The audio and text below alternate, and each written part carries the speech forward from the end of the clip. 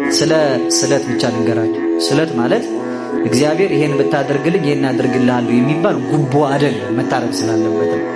ለምኜው ነበር ይሄን ብታደርግልኝ ይሄን አድርግልሃለሁ ብየዋለሁ፣ ስላደረገልኝ ያው በቃሌ መሰረት ይሄን አምጥቻለሁ ማለት አይደለም።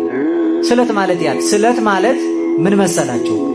እኔ አንድ ነገር ማድረግ እሞክራለሁ፣ አልችልም፣ እጥራለሁ፣ አልችልም፣ በሙሉ አቅሜ ያንን ነገር ለመፈጸም እታገላለሁ፣ አልችልም። ከዚያ እግዚአብሔር ፊት መጥቼ እግዚአብሔር አንተ ሁሉን ትችላለህ፣ እኔ ግን ይኸው አልችልም። ስለዚህ ይሄ ነገር ከሆነ በእኔ እንዲፈጸም ካደረግ የኔ አለመቻል በእኔ አለመቻል ውስጥ ግን ያንተ ካህሊነት እንዲገለጥ ክብር እንዲመሰከር ይሄን አድርጋለሁ። ስለዚህ ስለቱ ሲገባ እንዲህ ለማድረግ ሞክሬ አልቻልኩም።